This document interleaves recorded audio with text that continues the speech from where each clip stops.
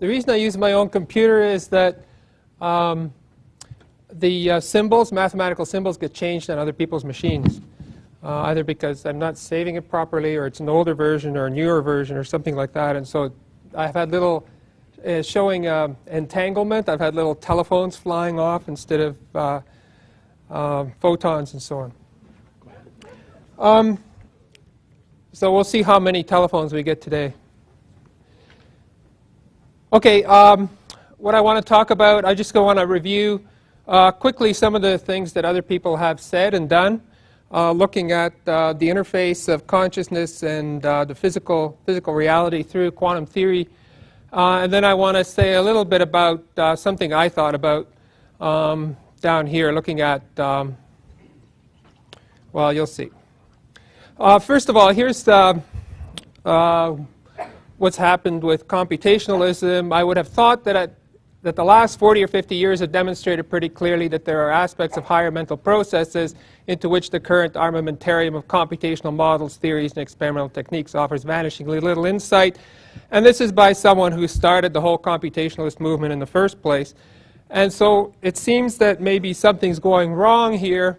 We're up against a hard problem of consciousness. How do you get an experiential stream out of, the biological equipment that you have or a computational system? And computational has not solved that problem, nor does it look like it ever will. And so that's one reason for starting to look at consciousness and quantum theory. Another reason is that we need to adequately take into account data concerning anomalous phenomena, such as the sort of things that we've looked at here. And so maybe we're looking at the wrong level, and Bernie already talked about this.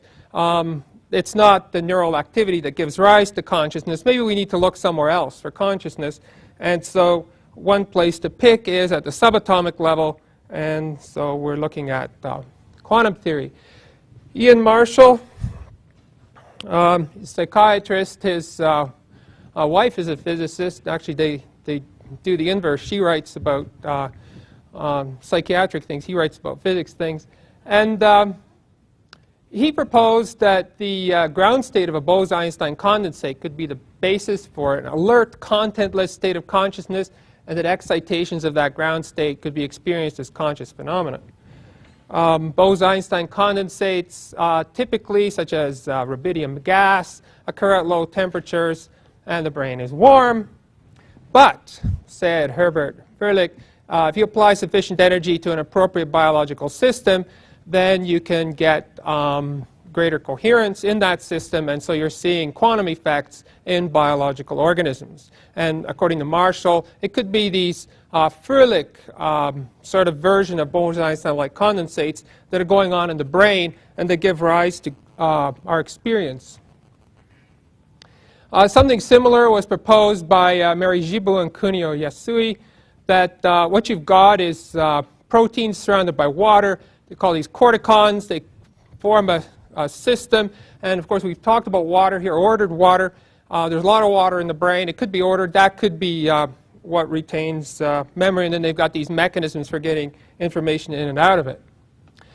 The main place where consciousness has been proposed as sort of an active ingredient in quantum theories is what Bernie was talking about. And that is that maybe it's not that consciousness somehow can be characterized as these fields or quantum events, but maybe it's, using von Neumann's terms, the abstract ego. Maybe it's somewhere beyond the physical realm.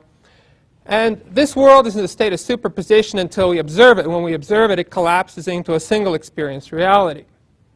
Here's Eugene Wigner's famous quotation: "The reduction of the wave packet takes place whenever the result of an observation enters the consciousness of the observer, or to be even more painfully precise, my own consciousness, since I am the only observer, all other people being only subjects of my observations." Or maybe not. Wigner himself eventually changed his mind. And in the last 5, 10, maybe 15 years, decoherence has been proposed as an alternate explanation for having to resolve the measurement problem. And that argument is actually fairly messy. And so this idea that consciousness somehow collapsing a state vector isn't quite as compelling as it once was. However, we have the Koch-and-Specker theorem. And so the problem of contextuality remains. And what that means is that observables have no definite values until the set of observables to be measured has been chosen. So there are no particles out there. They don't have specific values and so on and so forth until you actually choose what it is that you're going to measure. And then at some point following that, that can happen. That's actually the name of the theorem. Watch the pot never boils. And for Henry Stapp, he walked right through this door, and he said, well, that's exactly what's happening. He said, that's what we do. We select, and then after the selection, nature causes the collapse. He thinks there is a collapse. And in fact, he appeals to the quantum Zeno effect. If you look at something, and then you look at it again very quickly, it's less likely to change. It's going to stay in the state that it was already in. He thinks that mental effort increases the rapidity with which selections are made. And hence you get this template for action in the brain, and that's how we get the mind to affect the physical system. Now, it's very important when you start talking like this to distinguish between consciousness as the awareness that's the experiential stream and the volitional aspects of consciousness. Like, what is it that makes things happen? And so Evan Harris Walker has made those distinctions, Amit Goswami, and I've written about that in the past as well. So now that, okay, so we got volition, whatever that may be and wherever that may be, as an aspect of consciousness, maybe some deep consciousness.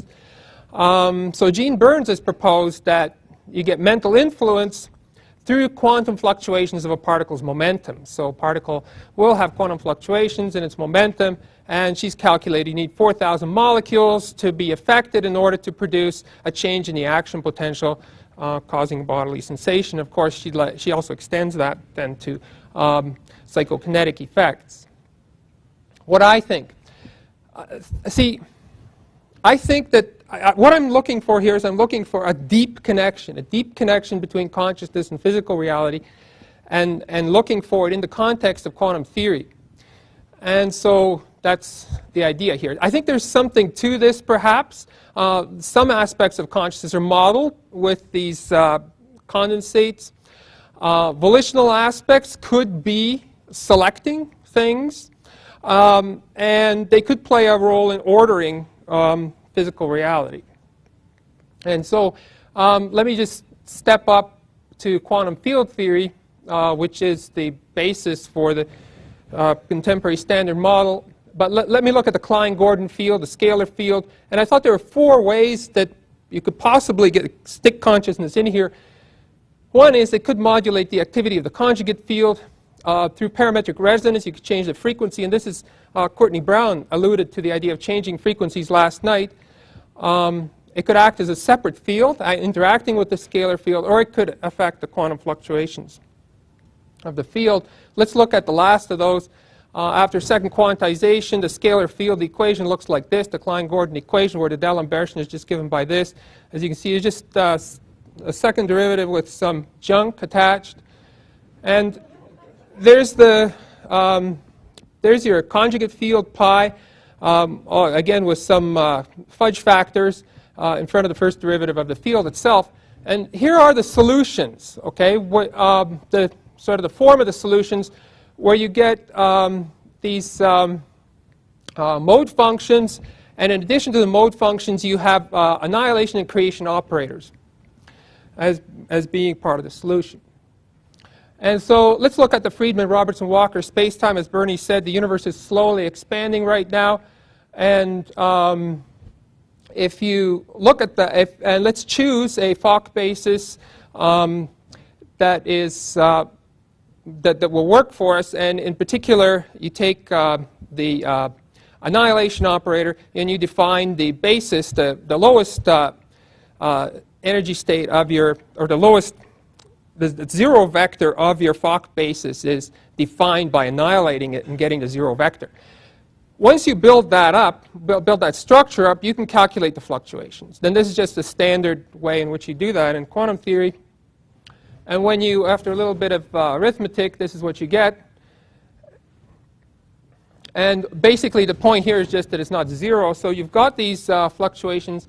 And so what I think could be happening, just as Burns proposed that volition can affect the momentum fluctuations of a moving particle, let's suppose that volition affects the fluctuations of the scalar field. And hence, if you recall, you're going to be affecting the creation and annihilation operators.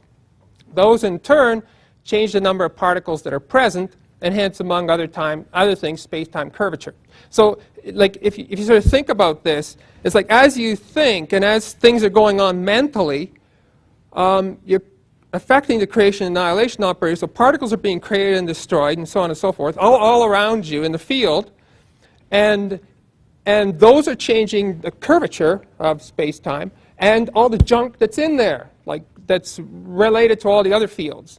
And so in some sense, you're constantly jiggling physical reality as you think and as you do things. Okay, now just a small caveat here, of course, for the scalar field. The particles are inflatons and they haven't been found, but that's the nature of physics today. Following Marshall, suppose that alert consciousness is a Klein-Gordon vacuum state with experiential contents being the state vectors of the Fock space. In keeping with this stratification idea proposed by Walker, in parallel with Burns, volition is exercised on the operators, that is to say, in this case, on the fields, within the scope of uncertainty. And this could also be the mechanism of attention for the selection of operators as proposed by Stapp. So I managed to get everything into one synthesis here. So in the end, I think there's an intimate connection between consciousness and physical manifestation. Aligning consciousness with the Klein-Gordon field is a possible way in which that connection could occur. Consciousness needs to be properly taken into account in any physical theory. If we are to have a physical theory that works, that theory will take us beyond quantum theory as we know it today. And I see that I actually have more time than I expected. Oh, I love this quote. This is just a reflection on what I've just been telling you. The very possibility of reflecting on a hypothetical irreducible field of consciousness uncovers an inspiring temptation to escape from the rigid chains of physical postulates and enter into ultimate creative capacity. This may lead to an inclination toward relaxed mental discipline and degraded responsibility. As a result, corresponding approaches can easily degenerate into purely belletristic expression. I love that. And I hope I was doing that because just before I left, Vladimir Tasic came and gave a talk at our university. He's a mathematician who says that mathematics is fiction, but that's okay. And first of all, I would like to acknowledge all the mathematicians who have and continue to spend hours and hours of their time explaining this stuff to me. They don't know any about it. They don't know this consciousness stuff. I don't tell them that I mean, they know I do that, but, you know. And then if you're interested, here are some papers. The best way to get a hold of them, email me. I realize I didn't put my email up there, but you can see me, and I will mail them to you. That's it.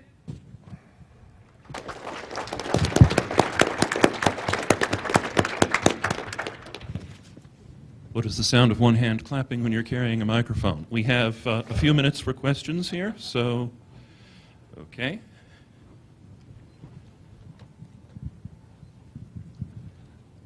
In this presentation, you basically presume an attentional awareness that exists at the core of consciousness, which it does. But you don't.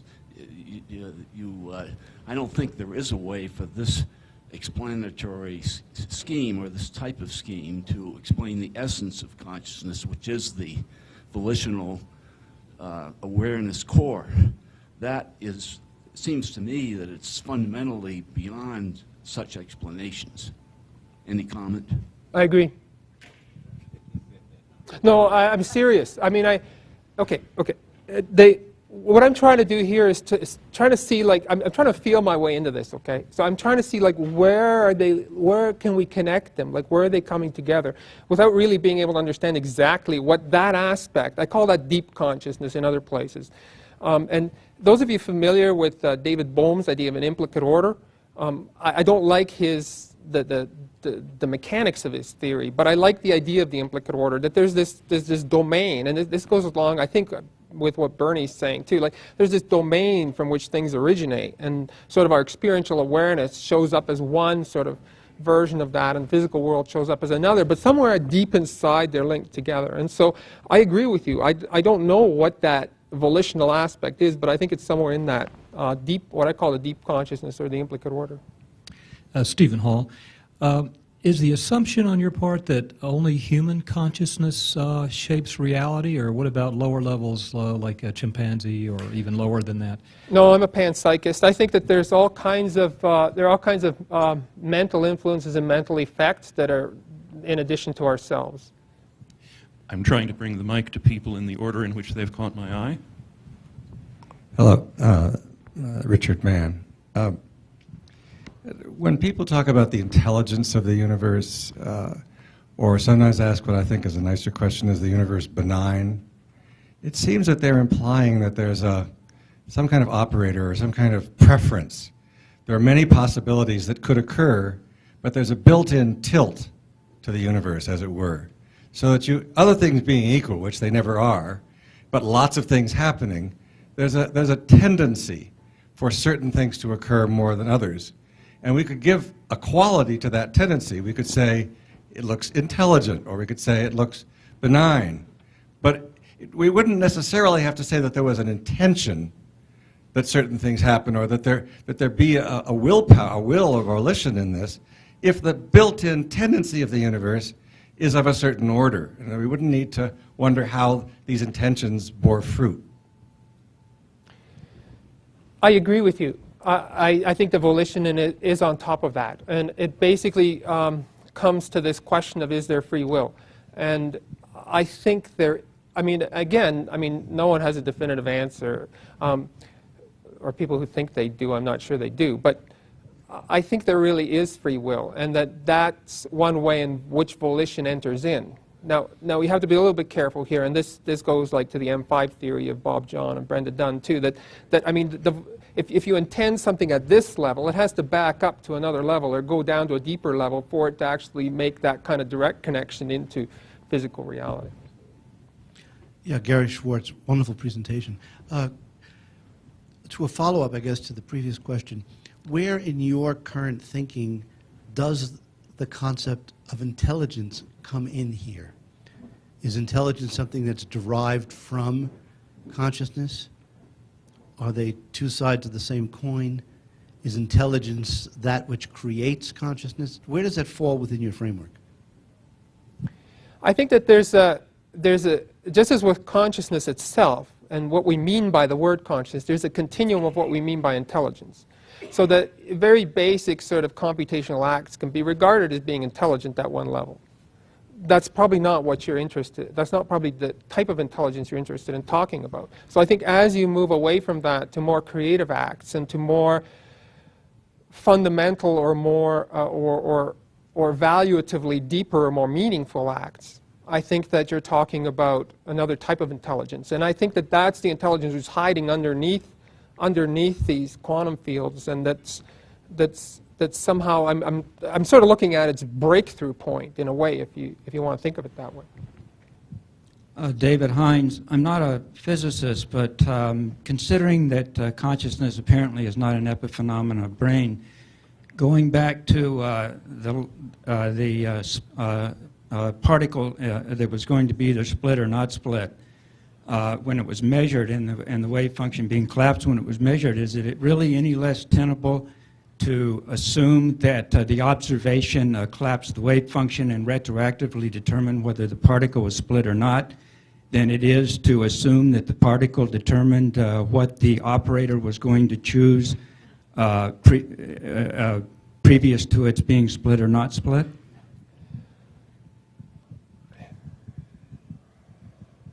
Well, in a way, that question, like from the standpoint of quantum theory, that question is meaningless. All the mathematical the standard interpretation is that all the mathematical apparatus doesn't refer to anything. All you've got are the experiments, and what the mathematical apparatus does is tells you what's going to happen at the time you actually make an observation. So whatever happened there, first of all, as Bernie said, there are no particles. So how is that particle making that decision? So if the particle is making that decision and then informs the observer somehow, it's possible, I suppose. I mean, I'd have to, we could talk about it afterwards. I'd have to think about it, but it just doesn't.